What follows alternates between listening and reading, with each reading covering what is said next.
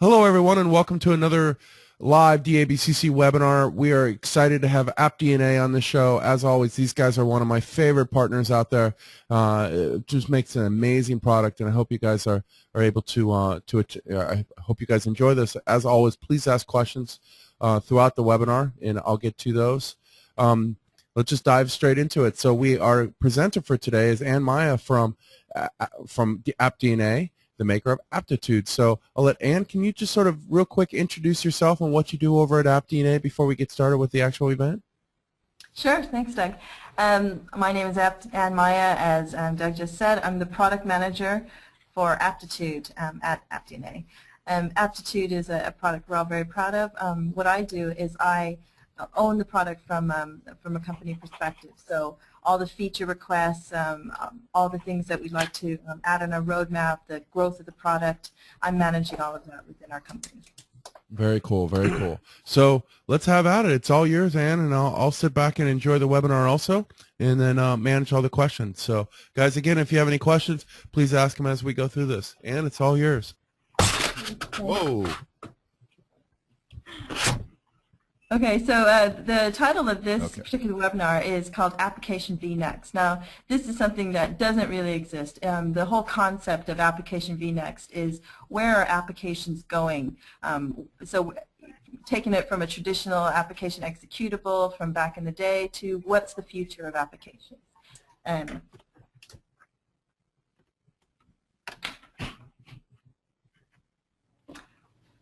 So the agenda today will be, we'll talk about how apps got complicated. So a little bit of history, and then a little bit about what I'm talking about, Application v.Next, and then adopting AppV. So mainly building up the story behind why AppV is such a compelling technology. So first off, how did applications get complicated? I've been in this industry for a long time, so I remember back in '99 when we first started creating MSI packages. I think that's where I want to start. Back in '99, I started in a small team of about 14 packagers, and what we were doing is using SMS installer to create these packages. The whole goal of even engaging in this exercise was to drive the total cost of ownership of desktops down. Back then, the cost of a desktop, of managing that desktop in an enterprise organization was something like $15,000 to $17,000 per desktop. So in an enterprise environment, that was completely unacceptable. And then somebody came up with this brilliant idea of centralization, so managing all of those applications centrally, rather than the old sneaker net. So rather than having some guy or some intern running around with the CD and installing applications into the user's desktops, and came up with this idea of putting them all in one location and using electronic software distribution solutions to push them out to the enterprise. So set them up. Hey, Ann, I hate to interrupt you, but I hear a lot of it sounds like we have chaos going on in the background. Yeah, that's not me.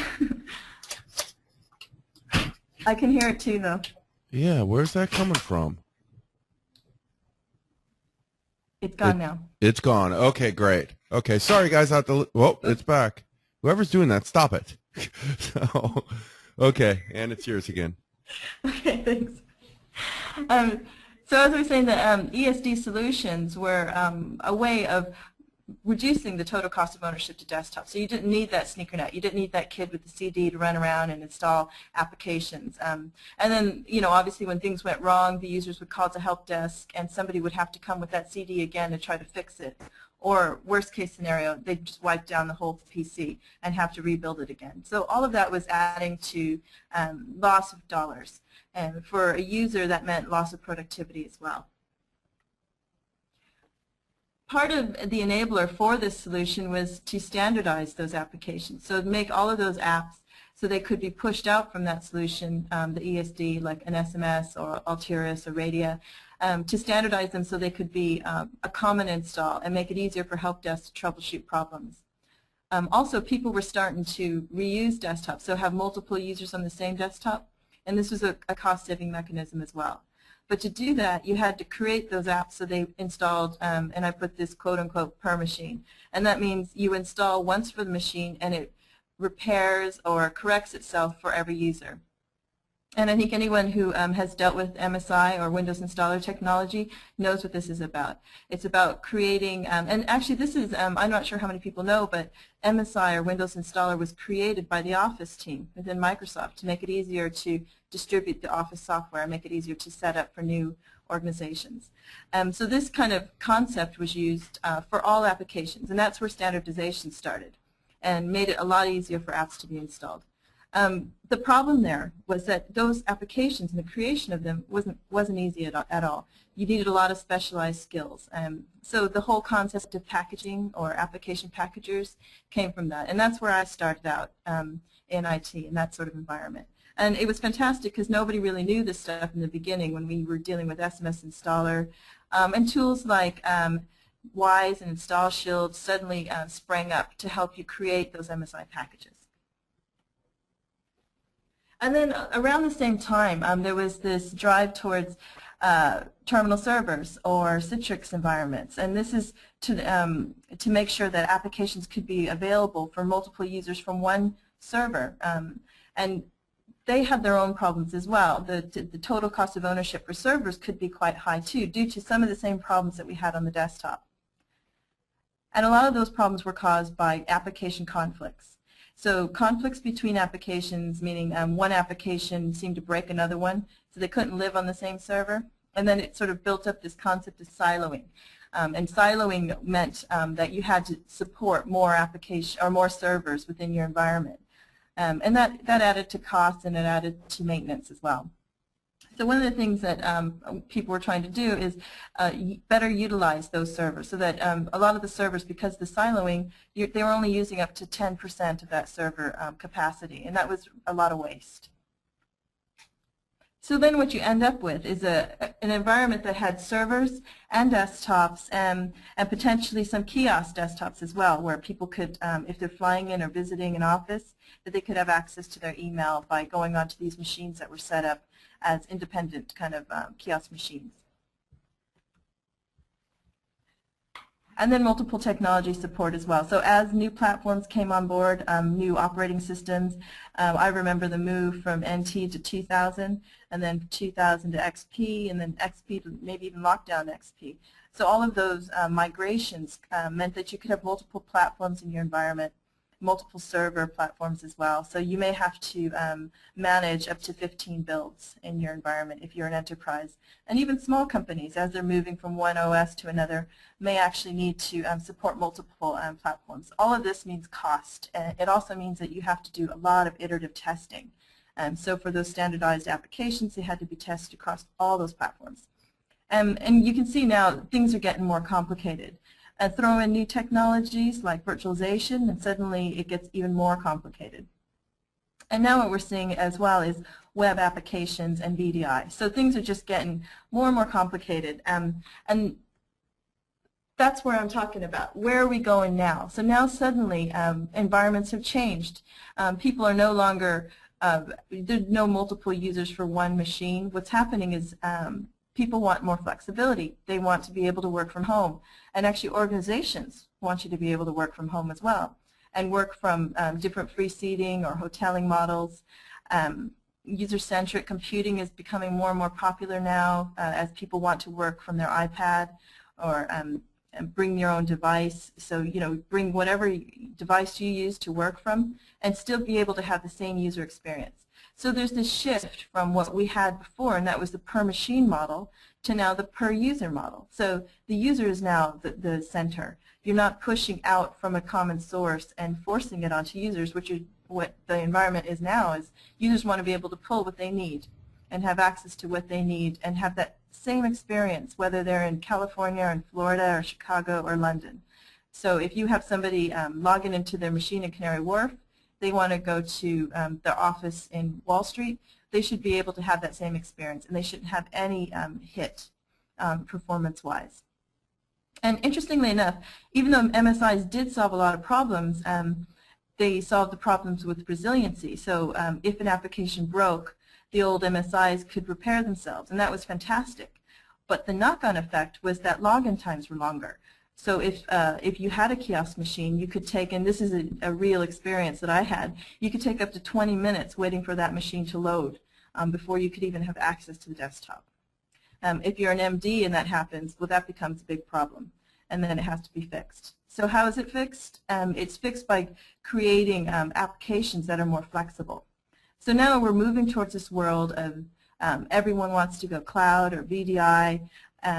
They want a flexible workforce, want to bring their own devices. Suddenly the role of the packager is changing as well. So it's not only the enterprises and how the applications are being used, it's not only the technology, but also, you know, what people have to do to prep those applications to make them ready. This is the whole concept behind application v.Next, the impact and preparation. All of the complexity that was there before still remains, but now we're looking at a different problem altogether. It's a total paradigm shift, getting apps ready for being user-centric. Suddenly things like having application data ready for them, being able to manage those profiles, being able to identify whether the information in the app needs to be stored for the user or doesn't need to be shared. So there's quite a lot to be thinking about now. A lot of that, all that complexity and all those challenges are what's driving AppV adoption. I absolutely love application virtualization. I think it's a brilliant technology, and when it first came out, I was so excited to learn about it because I thought, this is it now. All of the challenges that people had about isolating applications, trying to get rid of conflicts, they were so complex, but here AppV came along and made it so easy. Remove application conflicts by bubbling those apps, put them in their own environment. Make them more portable so they're easy to just snap down and snap off again. They're session-based, so now suddenly when you load an AppV application, it's loading because you need it. It's not forced onto you. So what that does, it has a huge impact on login times as well. So you don't need to prepare a machine for every user that logs on, whether or not they want that app or not. You only need to pull what the user needs. Quick provisioning. So to make an AppV package available to somebody, all you have to do is throw it on the server. Disaster recovery. Now that's an interesting one because when I was working as a packager, I remember after September 11, after 9/11, we started getting a lot more interest in AppV because people were concerned about disaster recovery. It's something that was always in the back of their minds, but it wasn't a real concern until we had a real disaster. And license management. I know companies that make a huge amount of money just managing licenses. So now we're talking about having a capability that can just detect, because it's user-centric, because it's user-based, you can detect exactly how many licenses you need and how many you've consumed. So through the use of Active Directory, you can manage all of this stuff. So all of these things are fantastic drivers for AppV. You can see how that has built up over the years and how our environment today is really, really making AppV a smart choice. But why doesn't everyone use it? How come it's not all over the place? And actually, according to my own predictions, I thought everyone would be using some form of application virtualization by now. Because the benefits are so clear, why are people slow to adopt? And I think the main problem is that there's barriers there still. There's a lot of knowledge that you need to be able to incorporate this technology in your environment. The packaging role has changed, as I said before, and even though packagers are smart people, they're quite adaptable, they can work really well with new things, it's still a different technology. It is a paradigm shift. So tools like Aptitude are very relevant now. They help categorize those applications, so put them into buckets. I can deal with these are green, they're good to go, I don't need to do anything. These amber ones, well, I might need to touch those a little bit, and the red ones, I'll need to spend a little bit more time with them. But what that allows you to do is have the resource management, assign the difficult apps, the ambers and the reds, to someone with a bit more skill. The green ones, just try them out, see do they work. I mean, what's the worst thing that can happen? For an AppV package, it just may not run. It's not going to blue screen your desktop or server. It's just not going to run. And if you need to fix it, we'll plonk it back on the server with the fix, no biggie. Hey, Ann, So, when you mention, red, yellow, green, amber, things like that, can you explain what that means real quick in case people don't know what you're saying by these colors? Yeah, sure. Sorry. Yeah, I should have explained. So Aptitude is a compatibility. It has the ability to compatibility check an application. So you can throw it into Aptitude, we analyze it, and give back a report. So Aptitude can analyze that application based on a huge amount of data that's sucked out of it. And then the output of that, the report, shows you simply red, amber, green.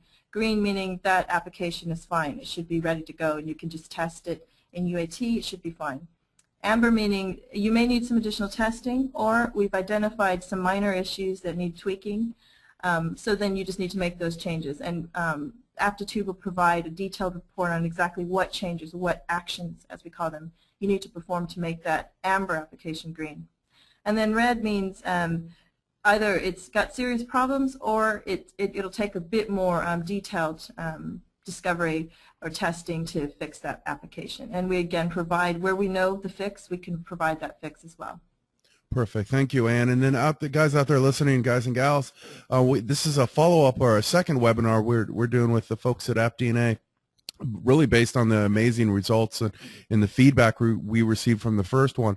But if you wanted to learn even more about what these guys are doing and see a walkthrough of the product and dive a little bit deeper into what Ann just talked about, red, yellow, green, amber, what have you, definitely refer back to that other webinar. It just give you more resources, right?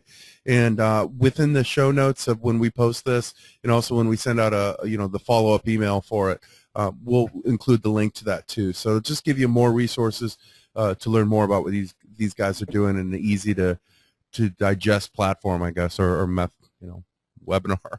So Ann, back to you. Okay, thanks, Doug. I can actually run through a quick demo at the end of this as well. And I'll show you a bit of the automation that we're talking about. Since the last webinar we launched VAM, and that's for Virtual App Machine. What that is a combination of that categorization technology as well as automation and the output being an AppV package. Control is another thing that was quite important. It's actually related to resource management and knowledge management that I have listed here as well. And when I've talked to customers, so I've gone out there and I've kind of seen how people are using our product, and and how they're using AppV, and how they're using our product to enable AppV to be used in a large distribution in their organizations. And these are big companies. They say over and over again they love the control that Aptitude gives them. And by that they mean they can look to see, and they can use that categorization to see, what buckets the applications live in, to help assign which resources those apps need to go to. And as I've said before, packaging is quite a niche field, and it's funny because when I run into people who've been in the industry a while, I actually recognize the names, and because there is a small number of people. It's a small world, even though we're all global. I'm here in London. I do see people out there that are still, working away in this area. But the resource to be good at this stuff is hard. So those people are quite valuable on the ground. And what we're saying is that we can better use their time. They're not going to spend a lot of their time doing the easy stuff that anyone can do. They can focus their energy on the red or the amber applications and really get the best usage out of their that talent. And another key one, based on my experience having to manage teams of people who do this stuff, knowledge management is absolutely critical. And that's, you can have a fantastic packager working for you for years and years and years, but as soon as they walk out the door, a huge amount of your knowledge walks out with them. So how do you retain that? How do you keep that so that you can nurture the younger talent and also make sure that you grow your database of knowledge? And that's what Aptitude allows you to do. First of all, you're starting off with that best packager. So if you take the knowledge out of that best packager, you put it into Aptitude, you're starting there. And what you can do is build that and modify it for your own environment. So that allows you a lot of control in your environment. And we have a question from the audience, and they say, we have a lot of in-house developed applications. Can they be easily analyzed / categorized as well? Yeah, absolutely, and I think that's where our automation comes in. And I'll show you that in a second. What we can do is launch a virtual machine. So there's absolutely no limit to what you can put into Aptitude. You could launch that virtual machine and host in-house applications. Sorry? I'm sorry, so please can you repeat that? I went to mute myself and I muted you too. My fault. It's okay. So what I was saying is that we can launch a virtual machine to capture anything. So there's absolutely no limit to what you can import into Aptitude. And I've seen some really clever uses of Aptitude out there in the field. Some of our customers have used it to get around legacy issues. And by that I mean they had this technology on their machines, and it was an in-house written kind of distribution tool, but it put the package in a strange format. And they wanted to switch vendors, so they needed to know where the source media was, but they'd lost it. It was only in this legacy format. So they were a bit perplexed, they didn't know what to do, and they thought, well, why don't we reverse engineer all these scripts? So they opened them up, and it just looked like a nightmare. So what they did is they took Aptitude, they loaded the client for their in-house written tool onto the virtual machine, capture that application, and import it into Aptitude. So they're still able to do their compatibility checking to allow their migration to complete, but they were also able to create an end MSI out of that, that legacy format. So it solved two of their problems, and it saved them a huge amount of money and time because they didn't have to reverse engineer all 800 scripts. Sounds good. Okay, so what I can do is drop into a demo now. We love demos. And Aptitude's such a great product in this. Well, it's a great product, but it's neat to demo too. You know, I mean, you can really see the value in, you know, how simple it is and how powerful it is just by a simple demo. You know, some products you can't do that, not because they're not great products, they just don't demo well. Yeah, I mean, Aptitude is fantastic, and I do love to demo it. I love this bit as well. This is the, what I was saying about automation. So what I did is that I just selected one application. It's called Notepad++, and it's one of my favorite ones for being able to view scripts. So all you have to do is select the application, and you can see here what it's done is populated the file. It's telling you what path I used to get to that application, and this is an exe. So this is not an MSI, it's an exe. If it was an MSI, I could directly import it. We could read those tables directly in. So this one here is something that's in another format, and what I want to do is create an AppV package at the other end. I also want to compatibility check that application against AppV. So I've loaded it in here. I've selected the format I want to use, and I simply hit import. So what's going to happen now is it's going to load a virtual machine for me and then start to run through tasks that I've predefined. And these are out-of-the-box tasks that we ship with Aptitude already, so you don't need to write these yourselves, but you can if you want to. You can see the VM being loaded. This is all automated. If I had a sign and install switch for this particular app, then it would just run without any user interaction at all. I'll walk you through this one because I want to show that for an AppV package, typically you want to install to a Q drive. So I'll just show you how Aptitude can also create that Q folder, which is quite handy.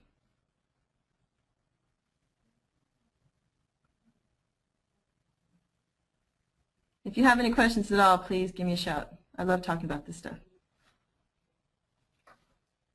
Absolutely, guys out there listening, especially now that we're in the demo piece, and if it's something that's maybe not related to something Anna's already talked about, please feel free to ask it. The demo, you know, the product's open and she can get to anything. So demos are always fun, or questions are great, and let's see if we can stump her, which we can't, but let's see if we can. So what you're seeing there in the upper left-hand corner is it's running a script. In the bottom right-hand corner, you can see there's a screen capture. So what we're doing is we're actually taking the screen capture of each of the install steps. What that does, and I think that's absolutely brilliant, because so when I click OK, it's going to take a snapshot of that. And then it gives you an automatic installation guide. So here I'm at the stage now where I'm going to choose where I want the application to be installed. And you can see it's already created the 8.3 naming convention for AppV. And people who know AppV will know that you should always install to Q, and you should select the correct 8.3 naming convention. Usually you have to create that manually, but Aptitude has done that for you. Every good packager knows you turn off auto updater. So you can see at the bottom here, I'm actually, the AppV sequencer command line interface is running. The beauty of that is that it's completely supportable. So this package is using Microsoft technologies.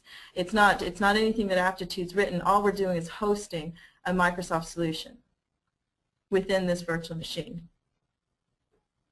And I put AppV 4.6 SP1 on this virtual machine, so it's not actually released yet, but it has some really cool new features. And I'm not sure if anyone else has had a look at them yet, but one of the great new things, it's got a default SPRJ that you can define. And in that you can select whatever deployment properties you want. That's purely AppV now, but I thought that was pretty cool. It has some other added features where you define your feature block 1, so it makes automation really, really easy. And there's simple steps you can do. And I had this up and running in about a couple hours, really, when I had a look at the new release, and I had a quick look at the help files for the new AppV.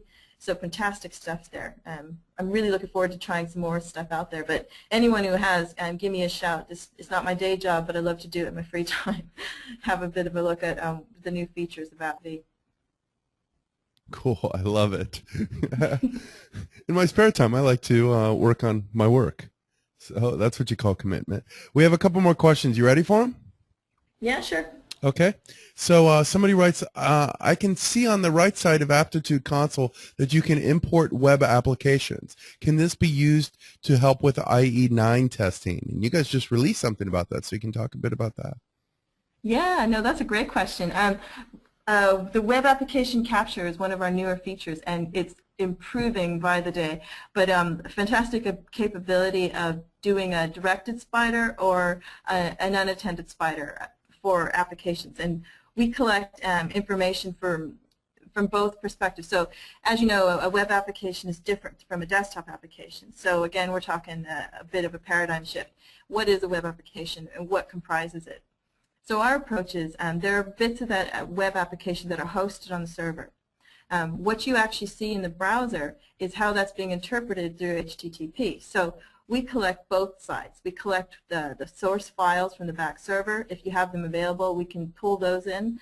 Also, as you're kind of clicking through the web pages, or as the web page loads, that rendered output is important as well, and we have a way of capturing all of that. And all of those pages can be combined into one container that we pull into Aptitude, and we apply our same powerful algorithms to check it. Hopefully we'll be able to have another webinar at some stage to go over web applications. Oh, absolutely. Whenever you guys are ready. I love doing these things, and the response has been amazing too. So we'll definitely do one of those. We like to do the webinars, really based on what people are interested in, and they're definitely interested in this. Okay, next question. The VM automation is using the free VMware player? Question? I noticed that also. Yeah. Yes, the answer is yes. We're using VMware Server 2, so it is free. Very cool. Next question is, so this sort of encapsulates the sequencer? Yes, it does. Very cool. Okay, that's what I have for questions so far. Guys, if you have any more questions, please feel free to use the questions piece of GoToWebinar and send them my way, and I'll have Ann answer them.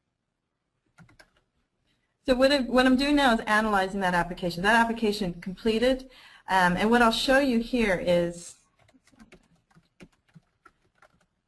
the output. So that was just created. Looks like I've done this a couple times. 6:35. I've just created this, and you can see the time there.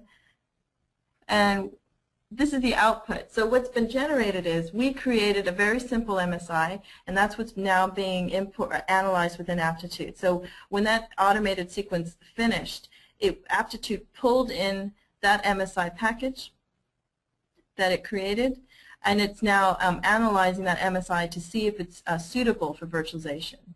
And I told you that I was taking a screenshot of all the mouse clicks, and here they are. So every step of that install, and as you recall, I navigated to the Q drive and installed there. I also deselected the auto updater. and then I finish the install. So this is essentially an install guide or recipe for that app. So you have a record of exactly what steps were taken to install it. You know, So that was in the app. Sorry? I love Aptitude, but it has a lot of great features. That I think, and I don't want to sell the rest of it short, but that is the coolest feature I've ever seen. It'll actually document everything you do in a document form. You don't have to do it yourself. You know, I mean, that is cool. You know what I mean? I know. Yeah, I know. I have to say, when I saw that, I thought that was absolutely brilliant. Because if there are any packagers out there listening, you know that it's one of the biggest pet peeves. You never get an install guide with an application package. And trying to get your packagers, or if you are a packager, trying to capture that yourself can be such a nightmare because you forget. So this is all hands-free. You don't even need to think about it. It just runs all great.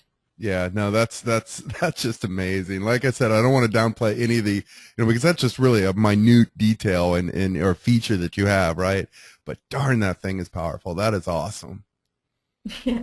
So what I have here now is I've got an MSI. So I mentioned that one of the new features of AppV46SP1 is that you could create something called a default SPRJ and put all your default settings in there. What I've done is I've asked it to create a file streaming, so I didn't need to set up an AppV server.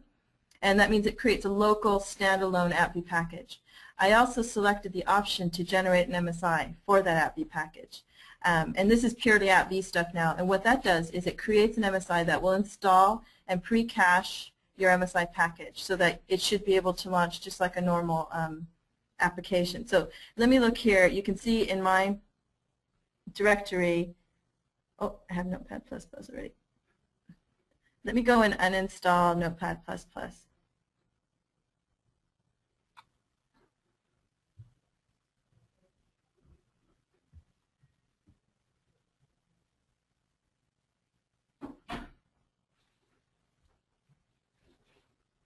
Sorry about this, guys. I use this every single day, so. No problem. What I'll do is remove that package, and I'll show you that I can install my new package and then launch it as a virtual application on my machine. So let me go back to Aptitude while that's working away there. You can see that this particular analysis took 45 seconds, or 46 seconds if I round up, and I can now view that report.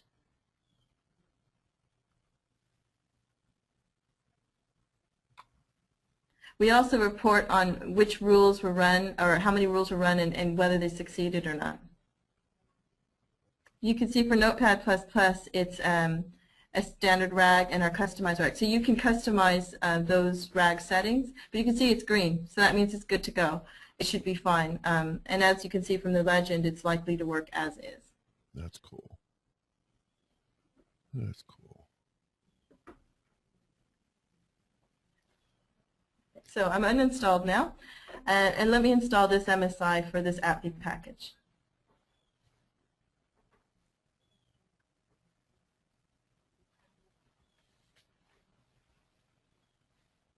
So if the demo gods are with me, everything will work fine.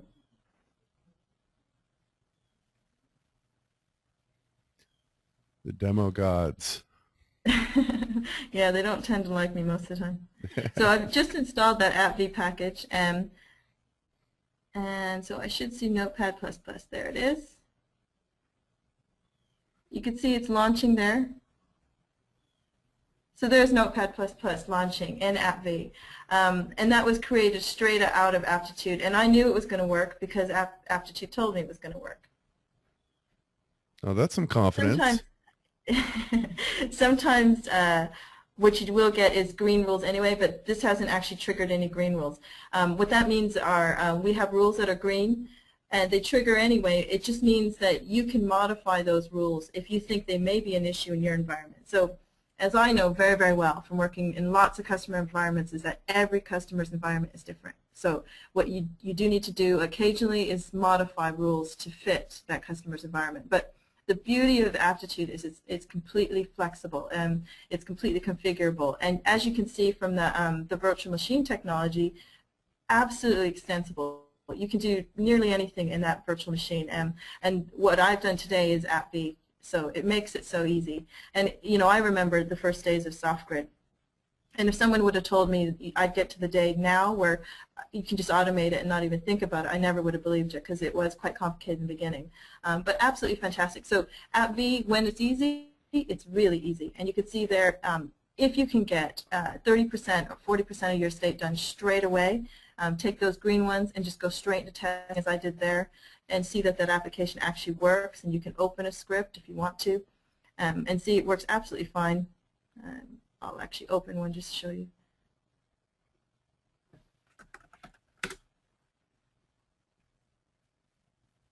We're not the launch sequencer script. So you can see it works perfectly fine.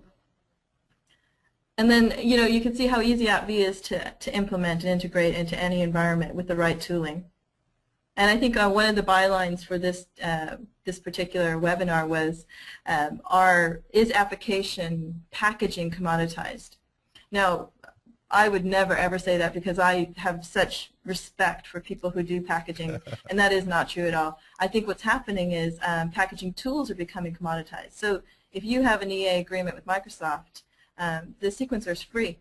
So this is something you could be doing any time, and if it's loaded into Aptitude, well, that gives you fantastic value for a free tool to get 30% of your apps in AppV straight away, be able to load them, and be able to host that new application v.Next world where you have cloud computing, VDI, terminal server, total flexibility. As you can see there, I don't even have an AppV server set up, and I was able to load an AppV package. So great flexibility, great extensibility. Very cool, very cool. You ready for another question, or? I am, yeah. Okay. Let me, type is so small on my screen. In what way does Aptitude help in cleaning out garbage data in the snapshots? Or does it? Okay, in the actual AppV snapshots? I would imagine so. Yeah, no, it doesn't modify that package, but what you can do is in that default SPRJ, you can define exclusions. So exclusions are what you would ignore from that AppV package. And actually, in my experience, AppV packages are not like MSI packages. If you collect garbage, it's kind of like, who cares? I think in the beginning I used to write a lot of standards, packaging standards and sequencing standards. And packaging standards, I had a whole load of stuff, check for this, check for that. If you have DAT files, remove them. There's loads of stuff you needed to remove from a package to prevent it from corrupting the underlying OS. So you didn't want to include anything in an MSI that could break your machine. With AppV, like I said before, what's the worst that can happen? So it's in a virtual world. Nobody's going to see it. It's not going to make any impact. If it doesn't break the app itself, there's very little risk. So I think that's a huge thing that, that I didn't mention about a big driver, is that seriously reduced risk. That has a big knock-on effect as well. So if we think about a packaging process, a lot of the QC, a lot of the quality gate controls are around preventing risk, preventing that app from breaking something else. Well, if you isolate that app and you virtualize it, it isn't really going to have that same risk value. So you can reduce the amount of QC that you put into that application. Sounds good. Next question is, can you use your own image for the VMs? When you showed off the VM stuff. Oh yeah, absolutely, yeah. So we support a couple of virtual technologies, Microsoft Virtual Server 2005 as well as VMware Server 2.0, and we're only going to increase our supportability of virtual machines going forward. But yeah, you can load any image in there at all. I created that one. So if you can, I'll go back to configuration. So you can select it here and you just define what VM you want. So you create your own VMs. Very cool. And one thing I didn't mention is that you can create an import list. So if you create an import list, it's just a comma-separated file, and this is going to load in Excel. And you can list all the applications you'd like to import, and then rather than just do one by one, you can do bulk import as long as you have a silent install switch for them all. Cool. So you can have that run overnight, come back the next morning and check the aptitude overview report for AppV and see how many are green. Take those immediately and start doing some UAT testing. So overnight you can get 30% of your apps done. or however many are green. Very cool. Okay, next question.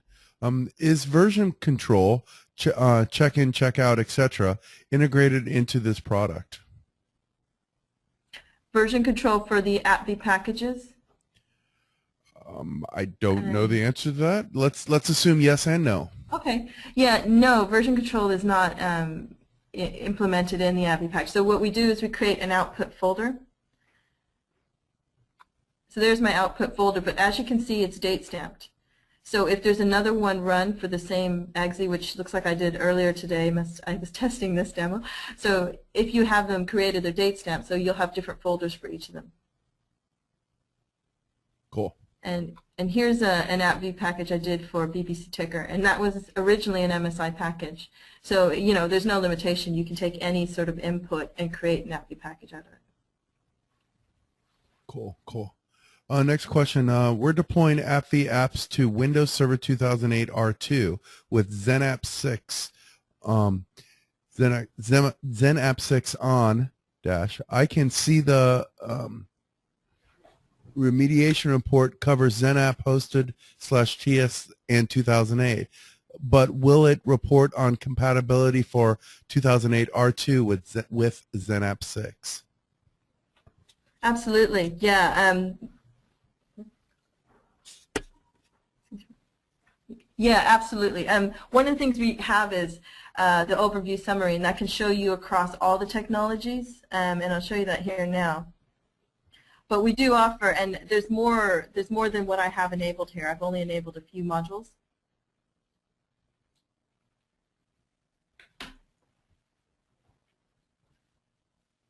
So what I can do is select these applications and view the overall overview summary. So you can see here, we can report against multiple modules and different types. So there's 64-bit manager.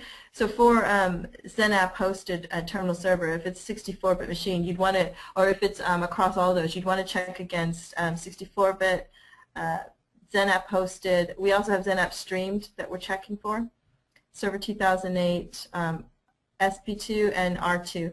So we have a load of modules that I haven't actually even enabled here, but you can see that you can get an overview report of how they report against each of these. And from that you can make a decision of whether it's green all the way across or if maybe it's better in some technologies than others. Perfect. Next question. Let me clean off a few questions here. Does it help to manage bubble size where multiple apps are contained therein in contents? Yeah, and one of the things that AppV has to prevent that bubble size if multiple applications are required is dynamic suiting composition. So dynamic suiting composition, or DSC, is where to prevent huge bubble size, you can actually have multiple applications being called from one. Again, this is AppV, not aptitude, but you can have a primary package, a primary OSD, and you can call secondary ones underneath them. That's probably the best way to manage that scenario in your environment. What we can do from a reporting perspective in AppV, and let me just quickly show you these modules. We have a dynamic suiting composition group, rule group. So we can tell you if we think dynamic suiting composition is worthwhile. So you have multiple apps that need each other, and we give you direction on when you should collect those together, if that makes sense. Makes sense to me. Good. Okie dokie. Next question. Ooh, I like this one. That answers it nicely. Thank you. So that was an answer, a follow-up from a previous question. And I always like to say, Ann, you are amazing. You give the best answers. So let's continue to play. Let's try to stump Ann. So, which we always fail, right? Okay, next question. Can I have more than one image/VM loaded in Aptitude? Oh, yes, you can have more than one configuration or defined, but you can't have more than one loaded at the same time using the automation function. Cool. How is Aptitude licensed? There's a couple of licensing structures. So you can do it per app for a perpetual model, which means those licenses never die. They're always good. Or you can have it as an ELA. So that means an enterprise license agreement, where over a 3-year period you buy an unlimited number of licenses. So you can either buy it per app or over ELA. Okay. And I think for the whole business as usual scenario, I think really migrations are over. I think the whole concept of a huge, effort to get an application to, or get your estate to a new environment, I think those days are over. We're into application v.Next. So really, change is happening so quickly that people should be thinking business as usual always. Like invest in your future. Don't spend a lot of money now that you're going to regret later. Invest now and start checking. Use those overview reports to start snapping in new technologies as they come along, so they're not a huge investment. And do some forward thinking, some forward path exercises. Look at that to see if maybe, if you're worried about adopting AppV, test for it and see, where are you? And you can buy different levels of licensing as well. So you can buy just a state view, which means you just want the pie chart. You can buy assessment level, or you can buy the remediation, which is the full detailed report. Perfect, perfect. And as you were answering that question, I thought to myself, well, what about service providers, resellers, integrators? And as I'm saying that, somebody asked that question. So there's a few of us out there that, let's say you're a reseller and you want to use this as part of your consulting practice, right? Do you guys have a solution for them? For solution provider licensing? Oh yeah, we're all over them. Essentially, we're all over them. I love it. That's where I came from. That's where I saw the real value of it. Yeah. I came from a service provider, and oh yeah, I mean, huge value there because you think about just the pure resource management piece of it, but from a licensing perspective, ELA is the way to go. So buy an unlimited amount of licenses and offer it as part of your service. Definitely give us a shout, because we can work with the service providers to find the right price point so that they can start having predictive pricing for particular deals. And we've done it for some pretty big service providers already. Yeah, absolutely. I love it. So how does Aptitude work with, integrate with Act 5.6? What we do have is something called external data. So let me go back to the reporting because it's better to show you. We can report. Can you see this overlay here? Where it says external data. What that means is that this application has been reported read by Aptitude, and actually maybe this is a better example, but if you apply a shim, so there may be a shim for this app, or maybe there's somebody in the community, Microsoft community, has deemed it green. We'll report that, so we'll show you what that means for this particular application. Visual function. So we're showing you here that this application is green because there's a recommended shim, and we tell you which shim it is. So it's up to the packager to decide whether they want to trust that shim and apply it, or if they want to do their own investigation. So we don't integrate with ACT, but we can read the information provided from it, and we update these all the time. Very cool. Very cool. Okay. Oh, this one's funny. As Borat would say, very nice. Or I can't do. I have I can't do imitations. So as Borat would say, very nice. How much? And then how much? And our NFR. Oh, great question. We usually get to this one at the very end, but our NFR evals available. So at the same time, I'll throw in, if somebody wants to learn more, what do they need to do? Can they get their hands on the product? Blah, blah, blah, blah. Yep, I'm glad you asked that because I nearly let Penny down. Oh, no, I wouldn't do that. No, I wouldn't want to do that. No. I always have a little Penny voice in my head, and she was quiet tonight, so yeah, take the next step. So what do? Find out about us. Yes, we do provide NFR licenses, and definitely contact us at info@app-dna.com. All the information you need is up here.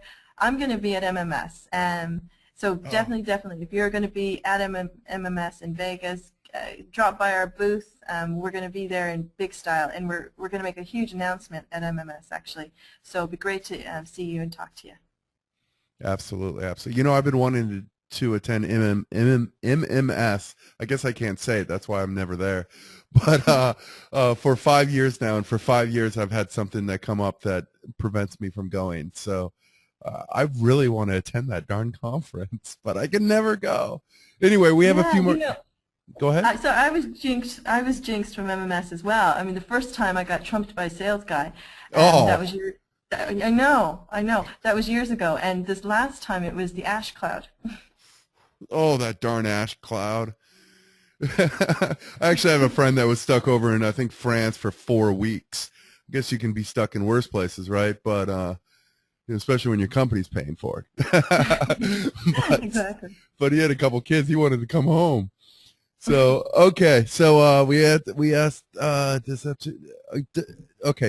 aptitude help with inner bubble communications on the apps? Additionally, as these inner bubble flow charts tend to be quite complex, does it virtualize this?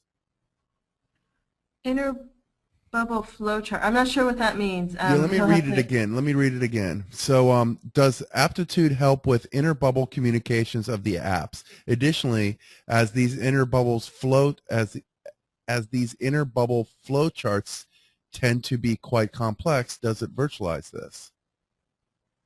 I don't. I'm not sure if I understand As that, but as I, oh, I visualize. think. Oh, excuse me. I can't read. Actually, the text is so small, people. Visualize these. So does it document them? The guy wrote it all out in individual v dash I dash s, so I can actually see it. Yeah, does it document all that stuff? Is what he's Okay. asking. I get you. Okay, yes, it does. So essentially what we do is we identify where there's dependencies between applications and we highlight where we believe DSC is required. That's dynamic suiting composition. I think we're referring to virtual applications here, so I'm going to answer in that respect. So for virtual applications, apps that need to transfer across, we do identify those dependencies and tell you where you need to. As far as, actually it's down to the file level or registry level as well, so it's quite detailed. It goes as granular as you like to get. If you're a geek, you're going to love looking at our remediation reports. They're fantastic. So yes, we do. Great. I love. There's a tagline. If you're a geek, you will love our product. Well, I don't think you need to be a geek to love our product, but to love the remediation report and the detail provided in them, yeah.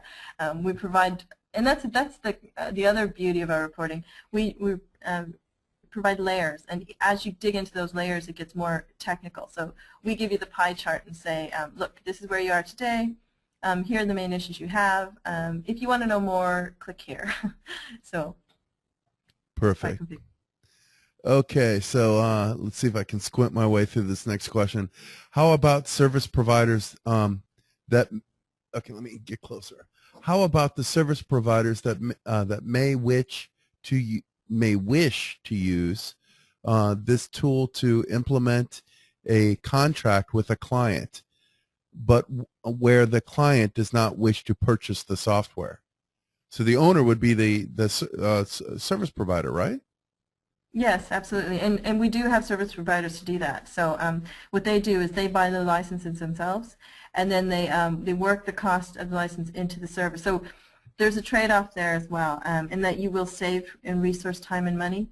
So ultimately the ROI will be great, will be enough to where you could still purchase the product and provide the service on top of it. The user or the end customer doesn't need to know how you deliver the service you deliver. And all of our reports, we provide, actually I'll probably show you here. I love it. So let's go into... We can show it. Actually, I'll go into AppD. Why not? We're talking about AppD.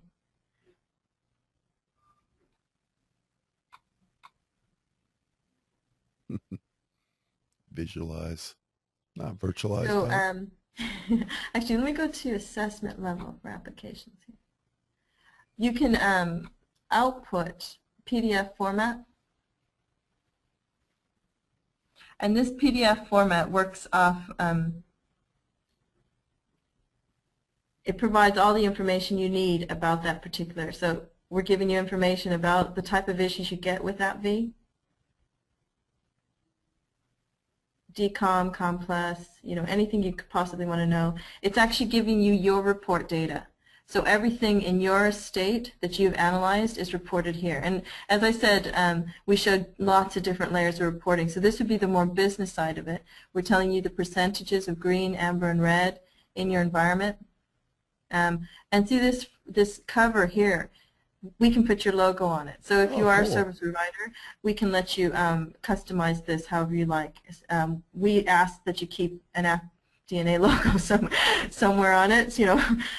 We prefer this one at the bottom. So, but you can configure how the product looks or how the output looks. So we have some fantastic reports. This PDF format can be created for all of our reports. Also, you can export the detailed report in an MHT format, which is MHT is just essentially a picture, so we can get the pie charts there as well, and Excel, so we can give you all the detail you want in an Excel format too. Very cool, very cool. I was going to ask you what all type of reporting do you have, but that's sort of a loaded question, right? Oh, we have reports for everything. Yeah, that's I suppose the question is, yeah, what don't we have reports for? Yeah. We have, I think I showed this last time, the effort calculator report is one that I think is particularly impressive.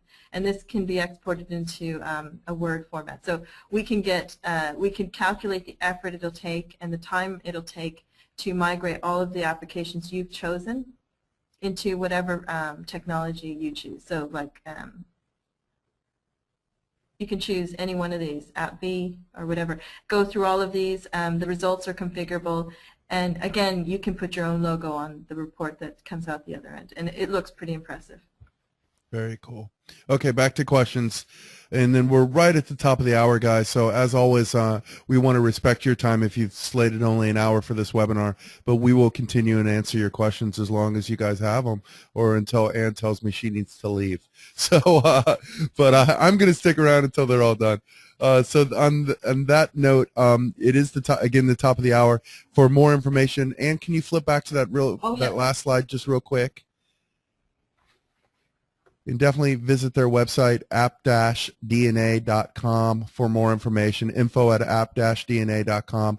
And I really actually like their fishbowl.app-dna.com. They have a lot of great blog articles out there. And it's not just about their product. It's about things like what Ann's talking about, what you can do with it, and help you solve problems, right, in the greater scheme of things. So if you're an RSS user, definitely add their blog to your RSS. It's really good stuff if you're interested in application packaging and delivery and what have you. So there's my pitch.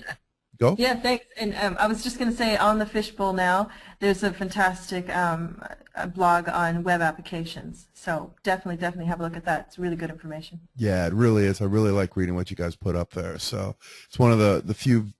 Well, I won't say that. It's one of the blogs I really like. So okay. So back to questions. Someone wrote "cool" on shims. So we got a kudos there. Next question is, does Aptitude integrate with MS App Compatibility Toolkit? MS App, that's ACT, I imagine.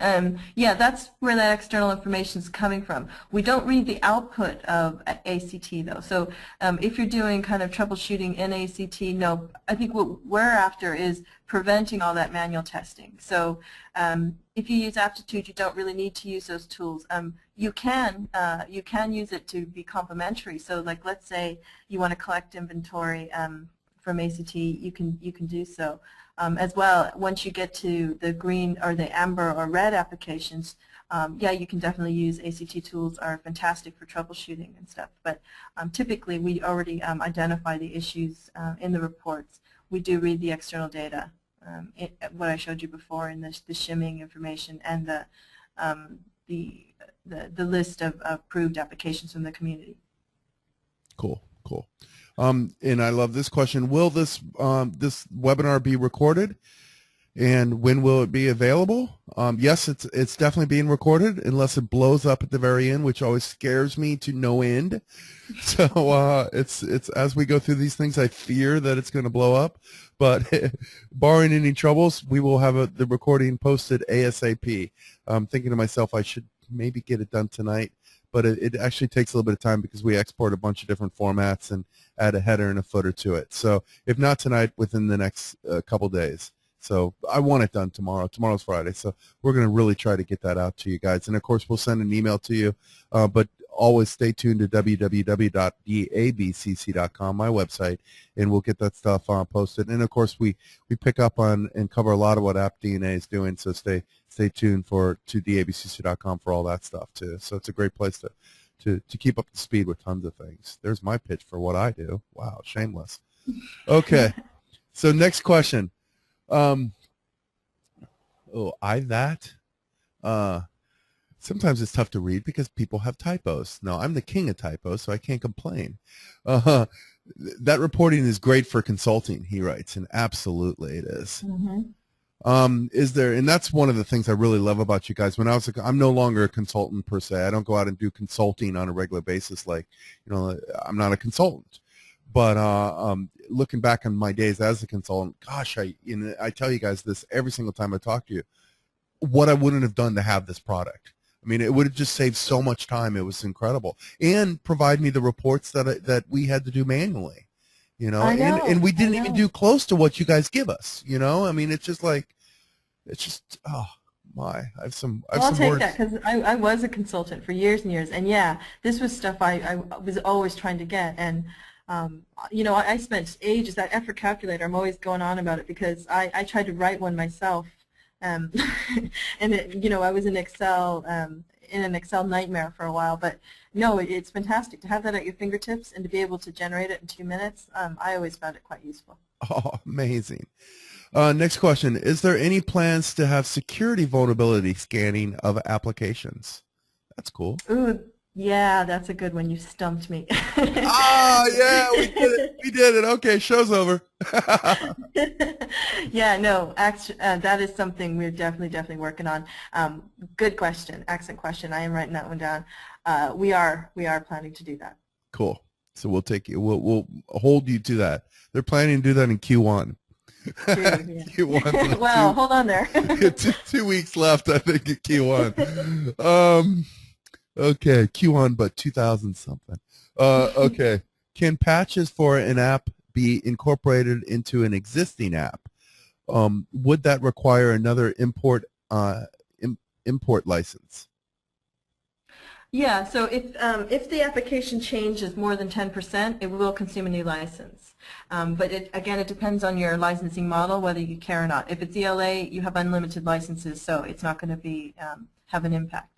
And let me go back to that security question again. I assume what they're talking about is in-depth GPO management security descriptors. In that case, that's something that we need to enhance. But what we do is we read in the whole operating system. So we can take a snapshot of the existing operating system. So anything in that operating system already that can be detected via file registry, we do have information on. So being able to specifically report on it, that's something that's going to happen in the future. But today we do check the flavor of the OS, which is a pretty powerful functionality in itself. Absolutely. Okay. Okay, last question we have. So, guys, if you have any more questions, please ask them now, or we'll probably end this webinar very shortly. So, last question that we have, wonderful presentation. Oh, I love it. Wonderful presentation in IT geek that is excited about the technology. Absolutely. And has a lovely voice to boot. Wow, there's a very nice compliment. I guess that was coming towards me, right? My wife says, "You're such a narcissist." I'm like, I'm not. I'm anything but. I just like to make jokes. So, refreshing. No, Doug, I was not. I was referring to Anne. I should have read the entire thing first. Oh, he knew where I was going. So I guess that's a nice way to end this webinar. But before we do that, guys, if you do have any more questions, I'll ramble for another minute. So you have you have 1 minute to ask them. But Anne, thank you so much for taking the time to do this with us today. I really enjoy working with you. These are fun webinars and extremely informative. So it's sort of, we're firing on all cylinders with AppDNA, right? Yeah, always a pleasure, Doug. I enjoy it myself.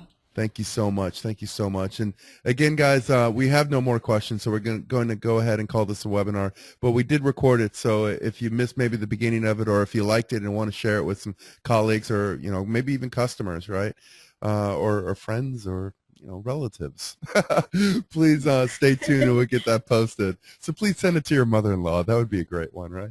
Your And grandmother, why not? Yeah. grandmother, yes, and let her watch it on her iPad.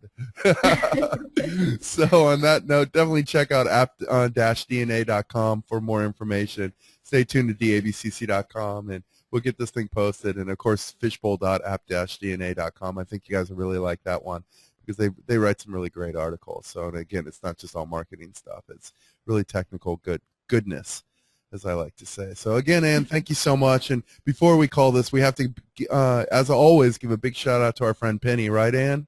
Absolutely, she's the greatest. She is the greatest. So, and Samit too. We can't forget him. So, okay. Forget Samit, yeah. Yeah, exactly. We can't. So on that note, guys, again, thank you so much for listening to this episode of DABCC. Yeah, I can't even spit out my own company name. Thank you so much for listening to this webinar from dabcc.com and AppDNA. And thanks again, guys. We'll call it quits. Thanks, Ann. Thanks, Doc.